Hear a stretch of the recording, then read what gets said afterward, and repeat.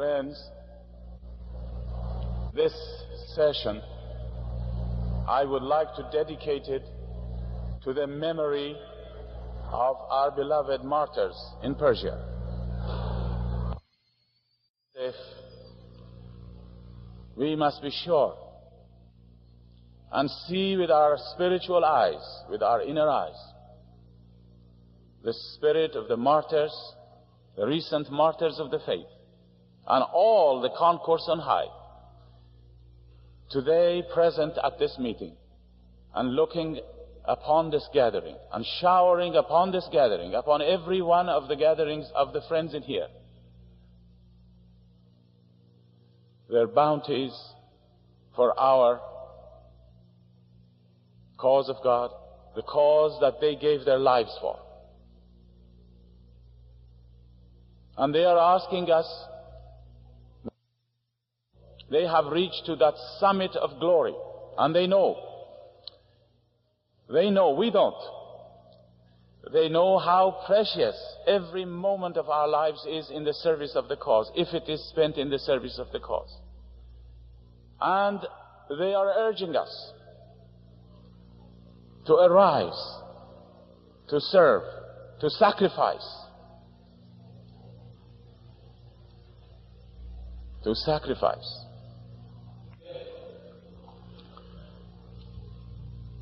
Soul of the martyrs are calling upon us to arise. They know they are in the world of truth and reality. They know how this world is, this is a mortal world,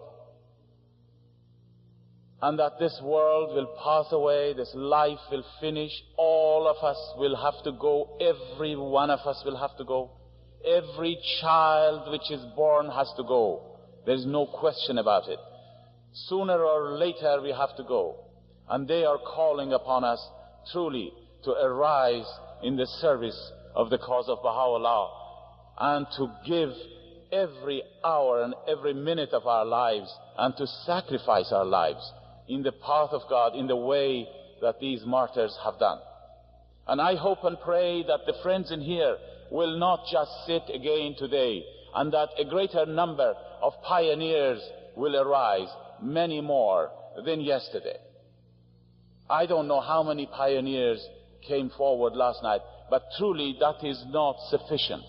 Marvelous spirit was generated last night when these pioneers came forward and gave their times and their promises to us to go and to fulfill their goals. This day that we are living, we are going through great times. The world is going through tremendous crises. The world situation is getting more and more dangerous. We are living in very, very critical times in the history of mankind. And we Baha'is know why. We know where we are going. We know why all these things is happening. And the rest of the world do not know. We know everything, friends. We know everything. Now, this is not said in a vain manner. This is the truth. Baha'u'llah has revealed for us 100 volumes of the Word of God. And in that He has told us everything. Everything that we want to know, we know it. It's there. Abdul Baha has written no less. Shoghi Effendi has written no less. Shoghi Effendi has left behind something like 26,000 letters that he has written to the Baha'is of the world. And in that he has told us everything, friends. There is nothing that we do not know.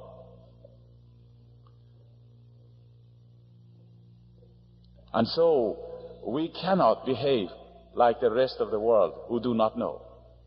Our attitudes must be different, and is different, because we know why the world is going through these difficulties, these dangers, these terrible times, and we know its outcome, and we know what will happen at the end. The peoples of the world do not know where they're going. They do not know why they are suffering. The leaders of mankind, whether they are political or religious, they are helpless. They do not know what is going to happen from today till tomorrow. In fact, from this hour to the next hour, they don't know what is going to happen. And they are wringing their hands in despair as the House of Justice, these are the words of the House of Justice concerning the leaders of the world, wringing their hands in despair. But we know. And so we cannot remain like the rest of mankind. We have to do tremendous tasks which is ahead of us. Tremendous tasks. Friends, the world condition will not become better. The world situation will become more and more dangerous. Every day, Baha'u'llah mentions, its agitation will wax it day by day, will wax day by day. Worse, it becomes worse day by day. And he says it will become so bad, I'm paraphrasing his words, that you cannot describe it at the time. And then he says it will continue, this perversity will continue until such time that suddenly that will happen. He mentions the word suddenly, remember, suddenly. That will happen, which will make the limbs of mankind to quake. And then Baha'u'llah says, then and only then will the standards of God be unfurled, and the divine nightingale will warble its melodies. This is how he puts it. These are paraphrasing his words. Friends, so see what tremendous things are in store for us. These events that is happening in Persia, the persecution of the Baha'is of Iran, we must never think that these things have happened accidentally, or that we didn't know these things are happening, or that we have been caught up in surprise. None of these, or that this has been accidental, or that sometime it will happen and eventually it will settle down, and then there would be the same old days. We don't want the same old days, and the same old days will not come, I can assure you. The result of all these persecutions will be the emancipation of the faith of Baha'u'llah. Shoghi Effendi has told us in that country. We knew everything again. Shoghi Effendi told the Persian believers exactly what will happen. Exactly what will happen. He has written to us the details of the events which will take place in Persia 40 years ago.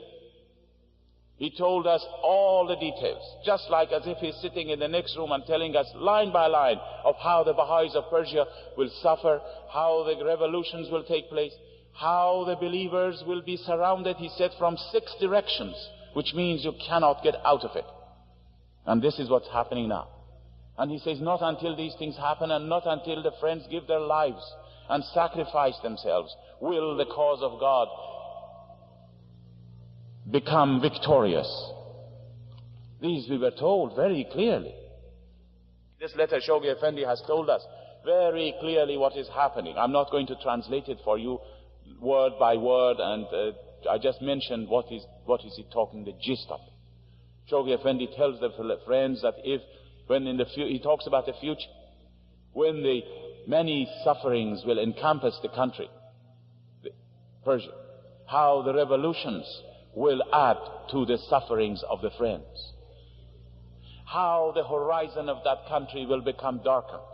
And then he says, when this happens, do not become sad and disappointed and depressed.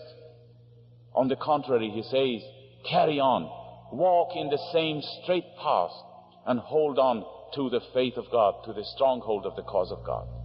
He says the freedom of the friends in Persia will not take place unless great upheavals appear in that country and people arise against us. And then he says, therefore, if Sufferings and tribulations will encompass that community. The ocean of suffering, he says, will surge in an unprecedented manner. And he says the believers will be surrounded from 6 directions. You know, there is not more than 6 directions. And then he says, when this happens, know absolutely that the promises of emancipation of the faith is getting near. And so, friends, this is where we are standing in this time of history. The emancipation of the faith in Persia will come to pass soon. The cause of God will become emancipated. And when it becomes emancipated, it will pour its blessings upon the rest of the world.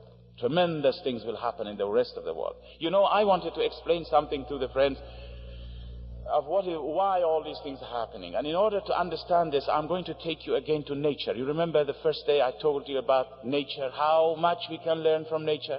Every step we take, everything in the faith, everything we don't understand in the faith, if you look in nature, you will find a parallel for it, provided you read the writings of Baha'u'llah. Do not go just look at nature on your own, but take the writings of Baha'u'llah with you, and then you will understand how nature will lead us to understand many things.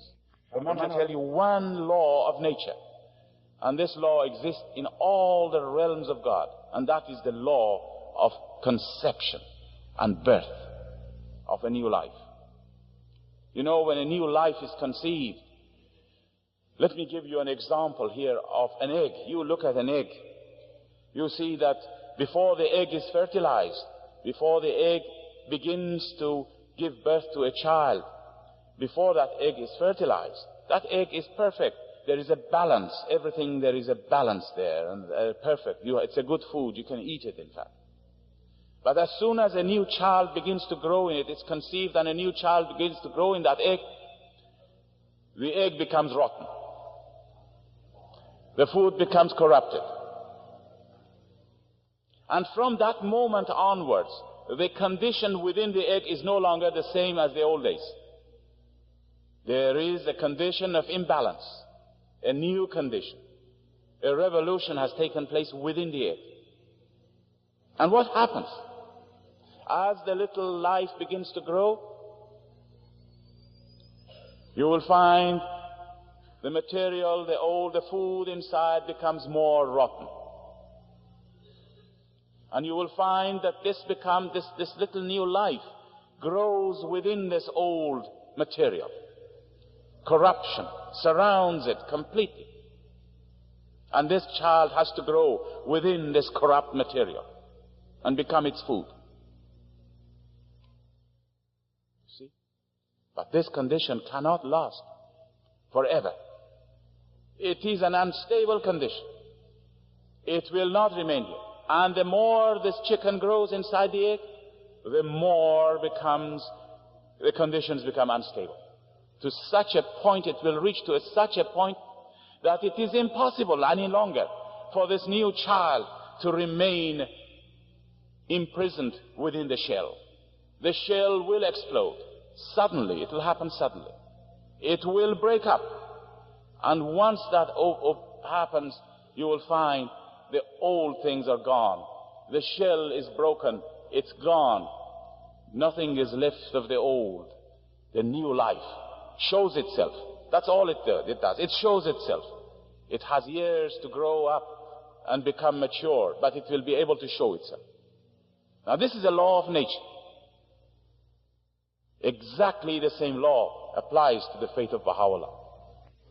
When Baha'u'llah declared his mission in the Garden of Rizwan, in his own words, when he says he breathed a new life into the frame of into every human frame, into the whole world, into the whole creation. When he proclaimed his mission, when he declared his mission in the Garden of Rizwan, that moment he planted the seed of a new society in the soil of human society. And from that moment onwards, the world is never going to be the same. The conditions of the world will never remain stable. It becomes more and more unstable. And as the faith grows day by day, year by year, in fact, hour by hour, you will find the conditions of the old world becomes more and more dangerous and more corrupt. And we Baha'i community have to live within this old world, just like the chicken has to live within that old material. And we have to live there, and we have to work there, and we have to struggle in this dirty, confused world. We have to do that.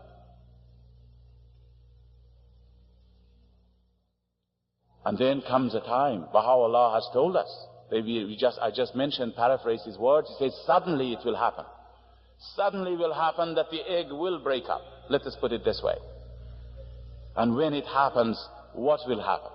Baha'u'llah says, then and only then, you can see. Then and only then, when this egg breaks up, you can see what is there. Then and only then, he says, will the standards of God will be unfurled. We haven't reached that stage. Shoghi Effendi has said, this coming of the time of the breaking of the old order, completely the destruction of the old order has not yet come. What Baha'u'llah says when he says that the limbs of mankind will be quaked, Shoghi Effendi said, has not yet happened. It must happen in this century. We haven't got a very long time to go. We are going to live there and see it with our own eyes. But we are not afraid of anything. We are not afraid of it. Why should we be afraid? Afraid? This is the moment of glory for us. Because remember what happens when the egg breaks? The new life comes up safe and sound. And that is what Shoghi Effendi has said. He said, the institutions of the faith are protected. Whatever happens in the world, friends, the institutions of the faith, these local spiritual assemblies and the institutions we build all over the world, they must be protected and they will be protected.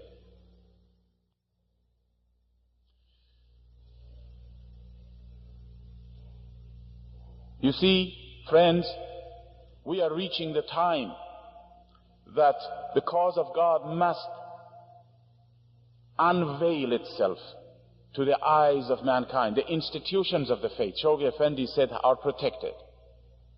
These local assemblies we are building up all over the place, they are protected. They will be protected.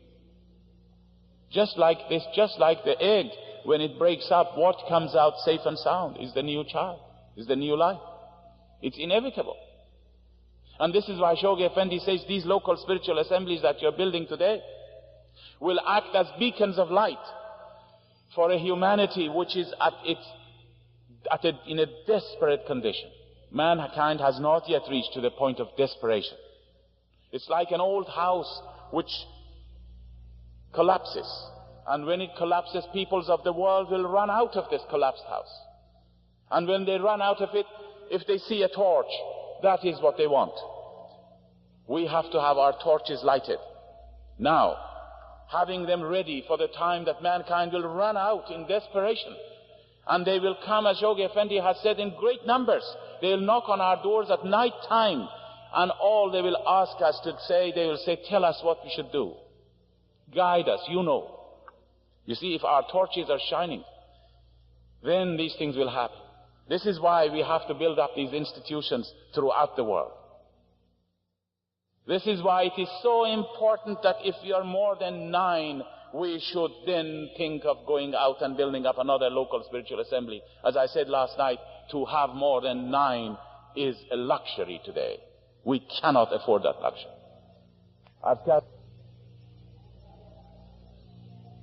You see, I mentioned that when the egg opens up, people will be able to see. Once it is closed, nobody can see it. Today, it is closed. What is closed? This egg of human society has not yet opened up. And therefore, no matter how much we shout on the top of our heads, nobody is going to appreciate the institutions of the faith. You try and talk to the people. Yes, they know now about the faith. People have heard about the Baha'i faith. They know the name of Baha'u'llah. They know what we stand for. But you go and tell them what we are doing for the building of a new world order. Will they ever understand it? It will take a long time. Unless when they become Baha'is, they gradually begin to see. Even when we become Baha'is, it will take us a long time to see what we are doing. that we are building up a new world order. You cannot explain this to the peoples because the egg has not yet opened up. It's like a mother who goes around and people do not realize that she is pregnant. Only when the child is born, you can see it. Then they can see, now we understand what the Baha'is are doing, building the institutions of the faith. No matter how much we go around and say to the peoples of the world, we have local spiritual assemblies. In every town, we build up local spiritual assemblies. And every Baha'i, now look, Jack and John and so are leaving their houses to go into another town to build up another local spiritual assembly. And people say, what on earth are you doing for these things? What is the purpose of this? You can never explain this to the people. The generality of mankind, because the institutions of the faith of Baha'u'llah have not yet emerged. They must emerge. The emergence is the time that this egg will open up. The evolvement has not yet taken place. It must evolve, the institutions of the faith. You know, we are like a gardener who tells the peoples of the world that we have got people. He says, a gardener says to the people, and he says, I have got a very beautiful garden. Come and see it. And he says, I've got marvelous flowers and marvelous trees in my garden. Come and see it. This is we Baha'is. And when they come out to see it, there is nothing to show. They cannot see anything. And he says, where are these flowers? You say, well, all this garden that you can see, I have put the seeds down. All over there are the seeds. This is the stage we are in now. The peoples of the world cannot see and understand the significance of the institutions of the faith. But when this egg breaks up, the little plants will come up. And when they invite them to see the garden, they say, now we can see what you have done. This time is very close to us, friends. We are all going to be there at that time and see and witness with our own eyes the emergence of the institutions of the faith, the evolvement of the institutions of the faith. You know, Shoghi Effendi has written about this in one of his writings. He even gives us to understand a timing for this to happen. He talks about the building of the institutions of the faith in the world center of the faith. And you know, everything which happens in the world center of the faith goes along with what happens in the world. It's a representative of the whole Baha'i world. If the Baha'i world goes forward in tremendous waves of success and victory, you will find tremendous things will happen in the Holy Land, in the world center of the faith. The beloved guardian mentions that when the buildings of the ark on Mount Carmel are finished and it begins to function, the Baha'i world center will begin to function. He says it will coincide with two things. One is the emergence of the lesser peace, which must happen in the century. And one is the evolvement of Baha'i institutions. The coming out of the little flowers, the opening of the egg, in other words. Mankind can see with their own eyes, what are we doing?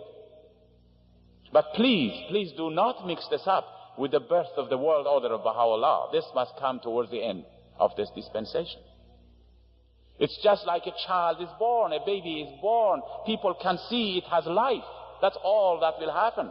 That baby will have to grow for many years before it can stand on its own feet and be able to function. No, it will be the time of the emergence. It will be the time of showing to the peoples of the world what we have done during these years when things were within this shell of the egg and nobody could see it. It's only within the Baha'i community that we can appreciate what we are doing, but the outside world does not appreciate it. But the time is very close. Very close. And we must watch everything that happens. On the one hand, the conditions of the world will become worse and worse and worse every day. Be sure, can any of us remember, in fact, otherwise? Have you ever remembered a day that you can say the conditions of the world have become better? Impossible. Baha'u'llah said so. It's impossible. Do not think that these days of comfort will continue for us. In the Western world, we have relatively every comfort we want comparing to the rest of the world. This will not be like this. Our days will also come, the days of sufferings and difficulties along with the rest of mankind.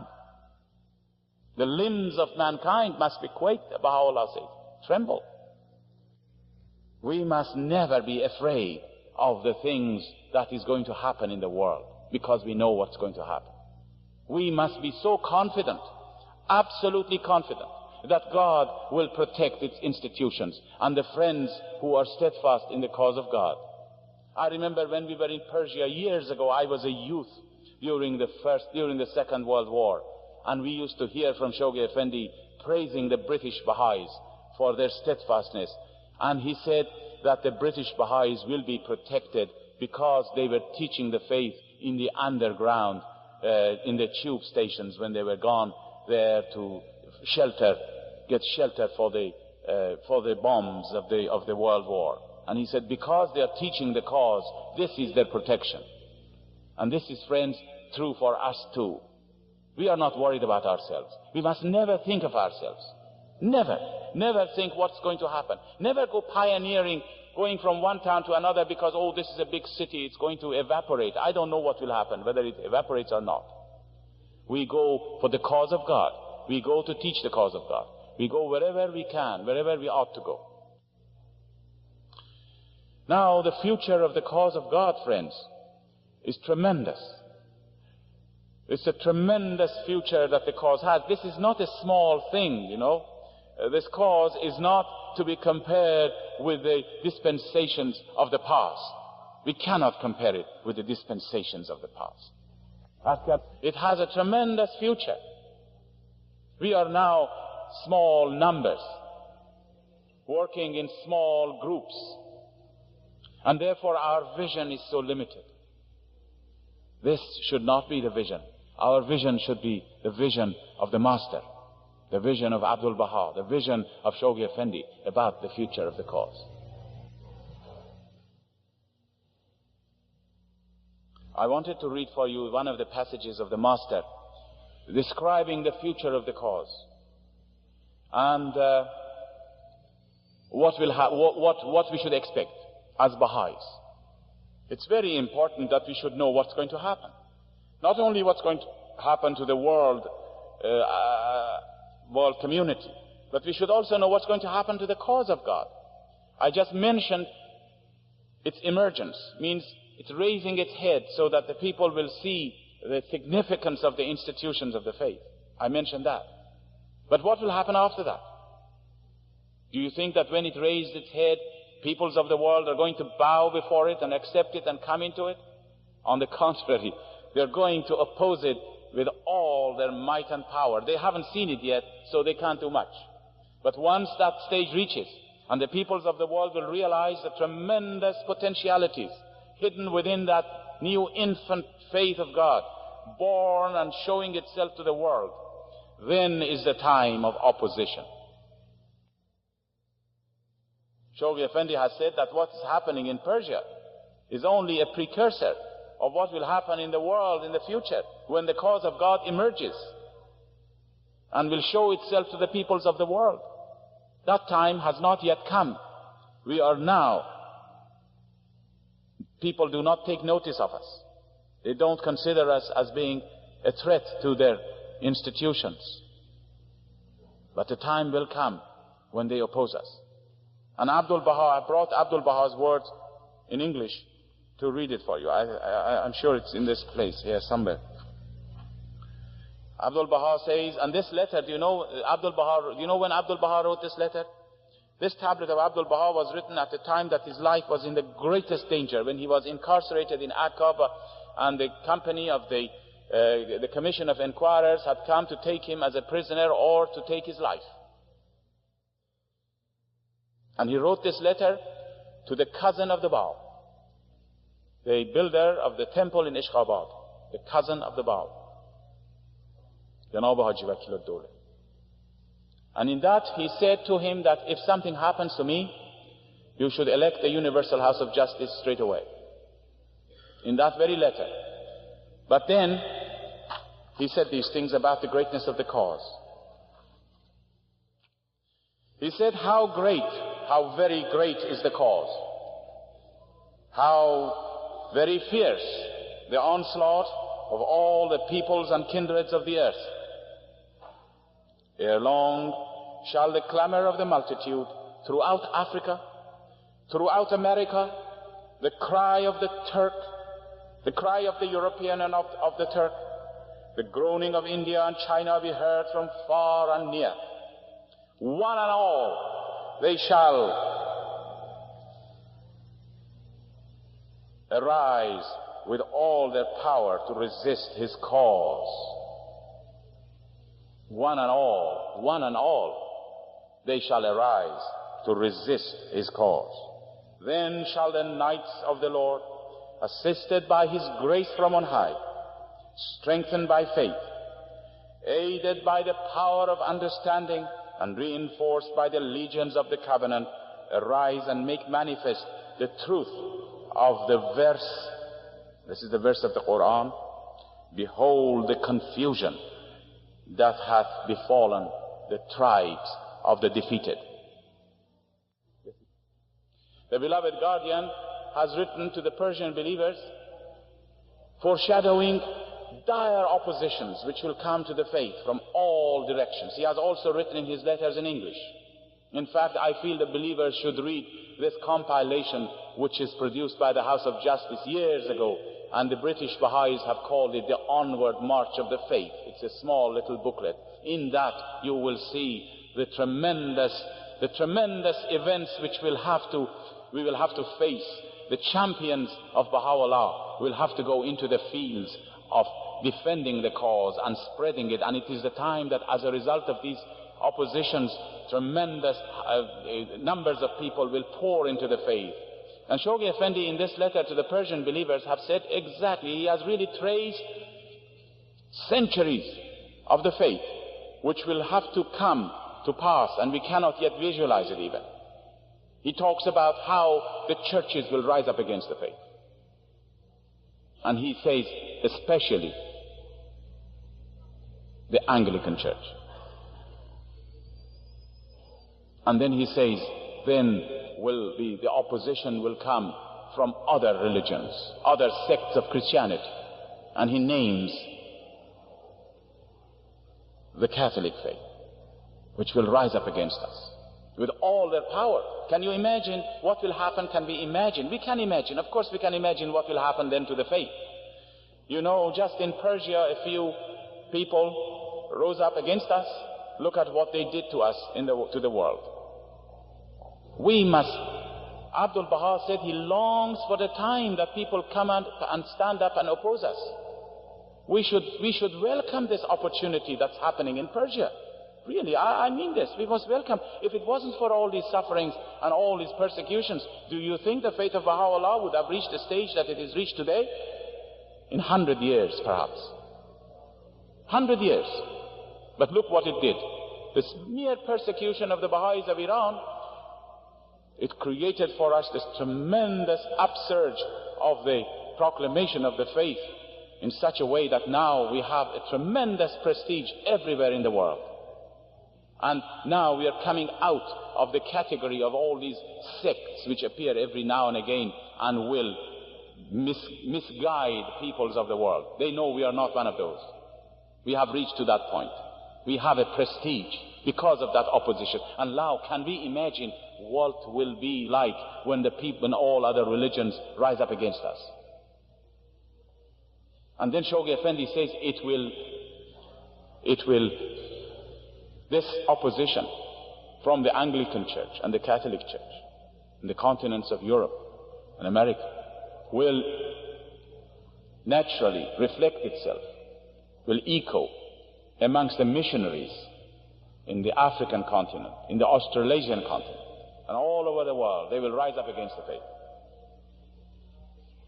And then he says, the Buddhists and the Hindus, their religious leaders, will rise up with such vehemence. I cannot see this myself yet, really, against the faith, which will remind us, he says, of the cry which was raised from the pulpits in Persia in the early days of the faith. The cry of the clergy from the pulpit against the faith, he says, will be raised by the clergy and by religious leaders of Hindu and Buddhism against the faith. And then he says, the political leaders of the world, when they see the bankruptcy of their institutions, they are going to rise up against us also.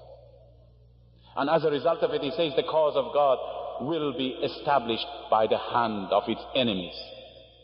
And he says that is the time that the cause of God will be established, and it will reach the stage of sovereignty when the majority of the peoples of the world in a country become Baha'i. Then we will have a Baha'i government, many Baha'i governments. And in those days, and in that condition, then the laws of the Kitab-e-Aqdas will be implemented. And then eventually, towards the end, when the formative age is coming to its end and the coming of the golden age, then we will have the majority of the nations of the world becoming Baha'i nations, and the Baha'i world commonwealth comes into being. And the kingdom of God then is established upon the earth. As I said before, we must really leave this hall with our visions widened. Do not have a small vision of our local communities, of our 4s and 5s and 10s and 12s, but rather acquire the vision of the greatness of the cause of God. The same vision that Shoghi Effendi and Abdul Baha had. You know, when Abdul Baha was in America, he went to one of the parks in the west of America, and he walked in this park with some of the friends who were with him, Persian friends. And there, it was in that park, there was some huge pillars, ruins of an old building, which was standing. And Abdul Baha paused beside this building, and he looked up at these old ruins. A few pillars only, nothing more than a few pillars. And he turned to the friends and he said, you see these few pillars? What does it say to us? It says that once upon a time there stood here on this place a magnificent building. But we cannot find anything of it, we cannot see it. The only thing which will give us a clue that once there was such a thing as this, such a magnificent building was here, was these pillars. That's all. And he said, so shall it be with the religions of the world in the future. That all mankind will embrace the faith of Baha'u'llah in such a way that if you wanted to find out something about Christianity and about Islam, to see what it was, you have to go into the books of history. Just to see, like you see the pillars, and it reminds you that there was such a thing as the Christian faith. This is a stage that the whole world, this is in many of the tablets Baha'u'llah mentions that. He says the whole world, the whole of mankind will come under the shadow of the cause of God. And so, friends, we must have that vision. The vision of Shoghi Effendi was that when one person went into a country, a virgin territory as he called it, what did he see in that person? He saw the whole country. It wasn't one believer going to a place, but he saw the whole country, and he called him the conqueror of that country. The conqueror. He conquered that country. And he considered that person as if the whole nation was a believer. It's just the same in nature. You look at nature. When a child is conceived within the womb of a mother, that's it. That cell is going to multiply itself, and it's going to multiply itself, and eventually it's going to become a perfect human being. But who understands that? It's the mother who knows. It's the doctor who knows. And it's the same thing, friends. The vision of the faith, we must get it from Baha'u'llah and Abdul Baha and Shoghi Effendi. It's their vision. They know from one cell that the whole world is now conquered, the whole country is conquered. We must never think that we are only 9 people in a town or 6 people in a town, friends. We should never think of that. We should know and believe in our heart of hearts, absolutely see it with your outward eyes, that the whole of the population of the city is going to become a Baha'i. Of course it is. Well, if it is not, then we are wasting our time. We are wasting our time. This is the cause of God. The whole of mankind must come under it. The city here, all of this will become Baha'i. Do you know how many houses of worship, as I drive in this town, often I remember, I can see with my eyes how many houses of worship we shall have in this city and in every city in the world. Now, I am going to give you a vision of Shoghi Effendi and close this long talk. I'm sure you're very tired. Let me say that this vision is from Abdul Baha. When Abdul Baha was standing on the balcony of his room, looking towards the sea, you know the story. At the time, at the darkest hour of his life, he called a few of the believers who were standing, who were with him, and he said, "Come here." And he said, "I can see the kings and rulers of the world are coming to pay their homage to the shrine of Baha'u'llah. I can see them bringing their crowns. I can see them laying at the threshold of the shrine of Baha'u'llah." And he said 3 times, very loudly, he said, "I can see them coming. I can see them coming. I can see them coming." Now, Shoghi Effendi speaks in the same vein. Several times he has written to the Persian believers. I don't know why, probably I haven't seen it written anywhere in English. But he has written several times about the coming of pilgrim kings to the shrine of Baha'u'llah and the Baal. And in one of his letters he says they will come after the pilgrimage, they will go to the shrine, to the house of justice, and they will receive their instructions.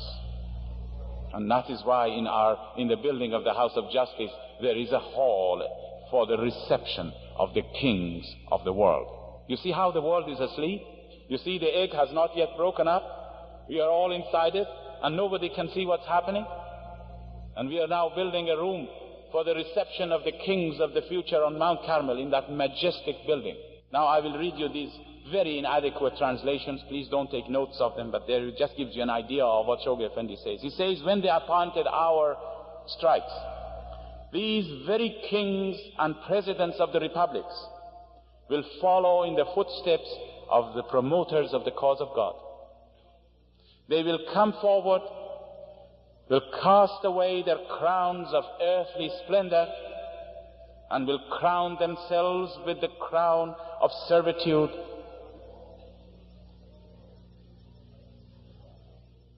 Will rank foremost among the teachers of the cause. And through their fame, their wealth, and their spirit, they will proclaim the faith and make it victorious. And after their teaching activities are ended, they will come to these holy shores with the utmost reverence. They will circumambulate the exalted holy shrines, and in a spirit of absolute lowliness and utmost humility. And there, in the shrines and in the neighboring areas, they will lift up their voices to high heaven in the glorification of His name. This is an irrevocable promise, Shoghi Effendi says.